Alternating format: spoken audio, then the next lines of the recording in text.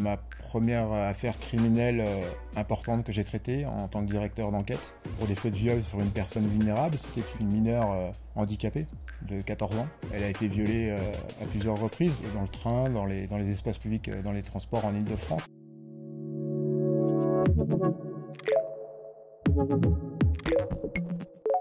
Bonjour, je suis Jérôme Jimenez, ancien basketteur professionnel, je suis policier à l'UNSA Police. Bienvenue sur Papillon Action.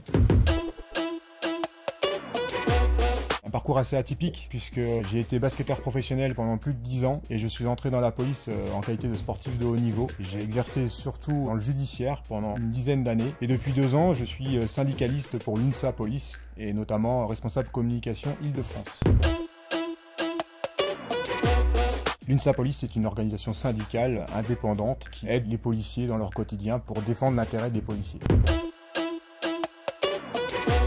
Mon métier au quotidien aujourd'hui, donc, c'est d'aider les collègues, de faire le lien entre l'administration et leurs demandes privées voire professionnelles pour faciliter leur parcours professionnel au sein de l'institution. Mon engagement au quotidien, c'est de lutter contre toutes les stigmatisations de policiers qu'il peut y avoir. C'est quelque chose qui m'insupporte. Vous voyez, typiquement, moi j'ai œuvré pendant plusieurs années dans une matière spécifique, les viols et les agressions sexuelles de femmes dans les transports en Île-de-France. Quand il se passe un fait, on a tendance à le médiatiser très rapidement et à jeter en pâture le policier ou jeter l'opprobre sur la profession. Et ça m'insupporte parce que le quotidien des policiers, c'est pas ça. C'est pas un fait isolé qui doit donner une mauvaise image de la police nationale. J'ai retrouvé exactement toutes les valeurs que j'ai connues dans le sport. Je dirais les rencontres, l'échange, la communication. Dans la police, c'est déterminant. Et en plus de ça, il y a quand même une mission noble puisque protéger, assister, servir les Français, c'est quelque chose qui m'est cher. Ça correspondait totalement à ma construction en tant que sportif.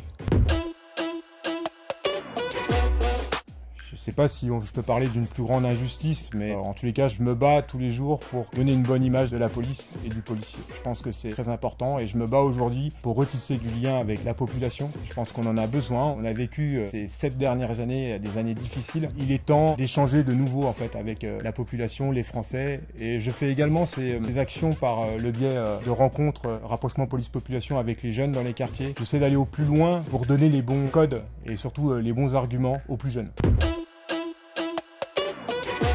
Il n'y a pas mieux que la police nationale pour la représenter, puisque comme je vous l'ai dit, on recrute, c'est la diversité pleine. Il y a aussi surtout la possibilité d'évoluer individuellement. Du policier adjoint avec un contrat préfectoral, on peut très bien devenir commissaire, c'est encore possible. À chacun de prendre sa carrière en main et d'évoluer hiérarchiquement.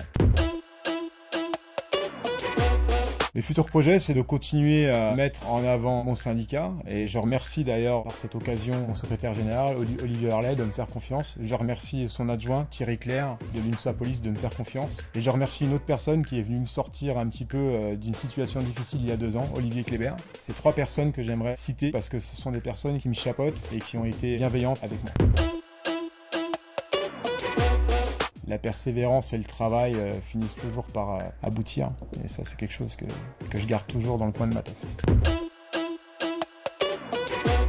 Ma première affaire criminelle importante que j'ai traitée en tant que directeur d'enquête pour des faits de viol sur une personne vulnérable, c'était une mineure handicapée de 14 ans. Elle a été violée à plusieurs reprises dans le train, dans les espaces publics, dans les transports en Île-de-France. Quand j'ai revu 2 ans après cette plaignante et l'accusée dans le box, ça a été un moment fort. Et c'est à ce moment-là que j'ai compris que ce que vivait le policier était vraiment difficile.